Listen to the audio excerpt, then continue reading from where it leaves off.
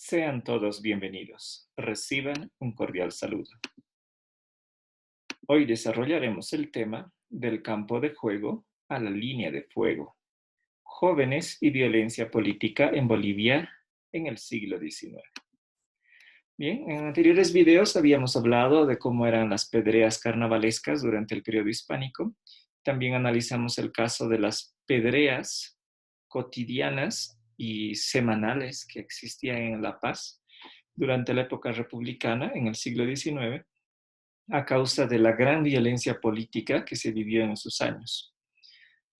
Y recordemos que habíamos visto en el anterior video que esos jóvenes, los jóvenes paseños, jugaban a la guerra todos los domingos y todos los jueves de la semana, de 3 de la tarde a 7 de la noche, en la Serranía del Calvario.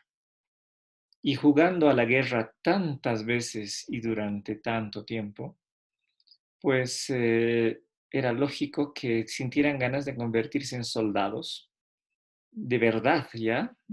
O participar en las guerras de verdad. Y recordemos que en Bolivia hubo más de 100 revoluciones en menos de 100 años de vida, ¿no? O sea que las revoluciones eran algo cotidiano y la violencia política también. Bueno, entonces vamos a hablar en este video de cómo los jóvenes pasan del campo de juego, un espacio lúdico, a la línea de fuego, es decir, a la guerra de verdad, la guerra civil en este caso de las revoluciones bolivianas. Bien, vamos a empezar hablando de la participación de los colegiales, es decir, de los estudiantes de secundaria en las revoluciones.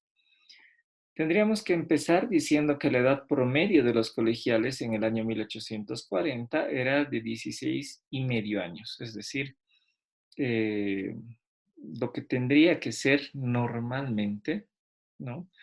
Una edad menor, ¿no? Correspondiente a 11, 12 años, la edad promedio de un colegial, pues estaba más elevada, porque primero los jóvenes era común que se aplacen varias veces, también que tardaran en ingresar al colegio, ¿no? No ingresaran de inmediato, bueno, en fin. Así, y además la inestabilidad política que tenía que hacer que dejen los estudios y vuelvan después de un tiempo, hacía que esta edad promedio sea mayor. ¿Bien? De todas maneras, estaríamos hablando en este caso de un promedio de 16 años y medio para los colegiales que participaban en las revoluciones. Bien, el primer dato que tenemos de esta violencia viene de abril de 1828, cuando colegiales del Colegio Junín de Sucre forman una compañía de soldados que tendría que respaldar al presidente Sucre, que en ese momento estaba afrontando una revolución generalizada en todo el país en contra de la presencia de las tropas colombianas. Entonces se saca a los jóvenes del colegio y se les da armas para que defiendan con las armas al régimen. Bien, años después, en 1837, universitarios de Cochabamba dañan y roban un busto del entonces presidente Andrés de Santa Cruz, por lo cual son perseguidos, ¿no? Por las fuerzas del orden. De hecho, uno de esos jóvenes, Santiago Vaca, tiene que escapar a la región de Sinti y durante varios años no regresa, ¿no? a, a la vida civil, digámoslo, permanece escondido justamente por la represión que entonces hay. Otro dato que tenemos corresponde al año 1841, cuando hay dos revoluciones prácticamente simultáneas en Sucre y en Cochabamba, y participan jóvenes y mueren durante estas revoluciones. ¿Bien? El año 1847 tiene lugar digamos, un evento muy grande, ¿no? Cuando las tropas del presidente Vallivian atacan el templo de Santo Domingo, ¿no? Y es una batalla que dura varios días, ¿no? Donde hay obviamente jóvenes que mueren durante esa batalla, ¿no? Y digámoslo así, esa sí fue ahí corrieron ríos de sangre, fue con gran derramamiento de sangre. Bien, el año 1854 se produce una revolución en Potosí en favor del caudillo Achá. En esta ocasión, estudiantes apoyan a la revolución, ¿no? El año 1855 Hay jóvenes que ayudan al presidente Córdoba, que estaba escaso de soldados en La Paz, a sofocar un motín en un cuartel, ¿no? Son jóvenes colegiales que ayudan a sofocar el motín en un cuartel.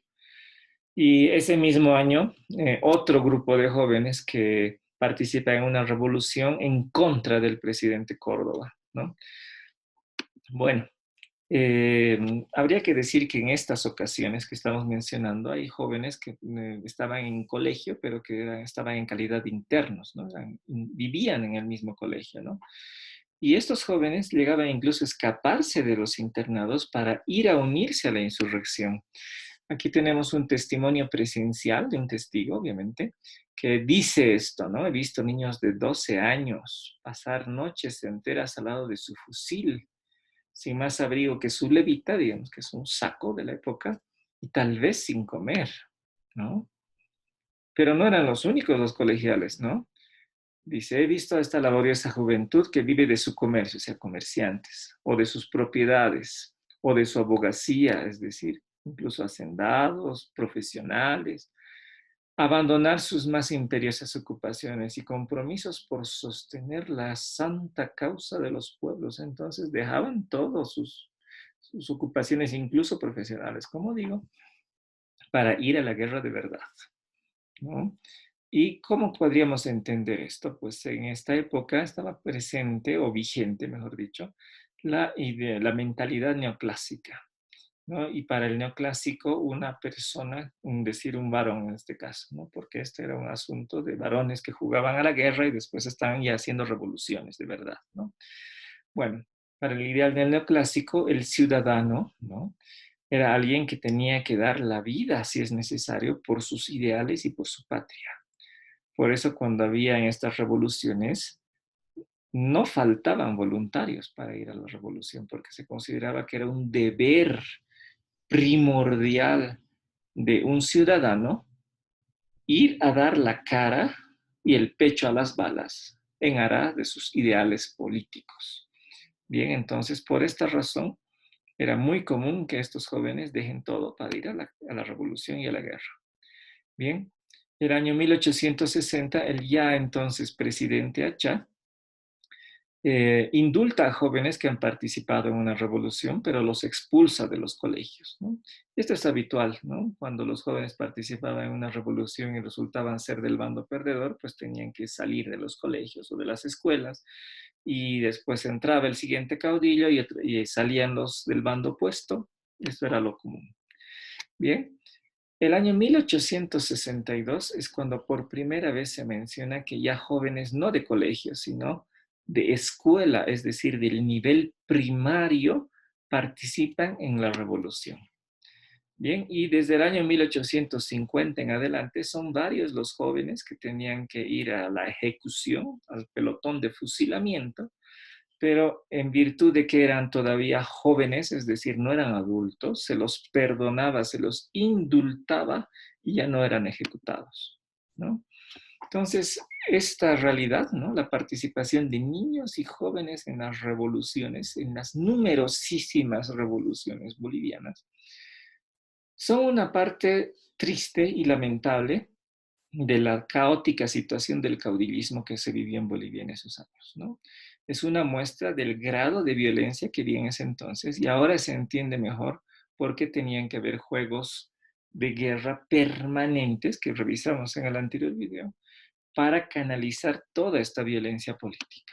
Bien, terminaremos nuestra explicación con un caso concreto. Vamos a hablar de Napoleón Agreda, quien nace en 1839 en Sucre, mientras su padre es un perseguido político, ¿no? Él ingresa a la escuela, ingresa al colegio, pero varias veces, ¿no? Lo llevan a la cárcel por participar en revoluciones, estando él en colegio.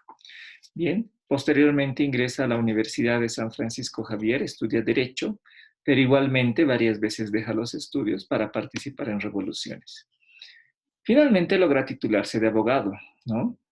Y estando ya como un profesional, ya no necesitaba entrar al ejército para hacer carrera política. Ya con su profesión era suficiente. Sin embargo, él desde niño prácticamente, su sueño era ser soldado, ¿no? Y entonces, a pesar de tener el título de abogado, pide entrar al ejército, ¿no? Y le dice en Oruro al presidente, ¿no? Que, como ustedes leen ahí, que quisiera defender la Constitución con su pecho y estar en el peligro al lado de su padre, ¿no? Y que inclusive podría morir con gusto. El entonces presidente Achá, pues le da un voto de confianza conmovido, le nombra oficial y le dice, bueno, ve a Potosí a sofocar una de las revoluciones que había allí, ¿no? Vaya, y su pronóstico se cumple. Muere durante esa revolución, mientras se sofocaba esa revolución, participando en la batalla junto con su padre. ¿Bien? Entonces, este es un ejemplo de tantos y tantos casos trágicos que hubo en esa época a raíz de la violencia política permanente y además tantas vidas truncadas, tantos recursos arruinados, tanta miseria causada por la inestabilidad de esos duros años. De estos aspectos se suele hablar muy poco en los libros de historia, pero esa ha sido la característica de décadas de existencia.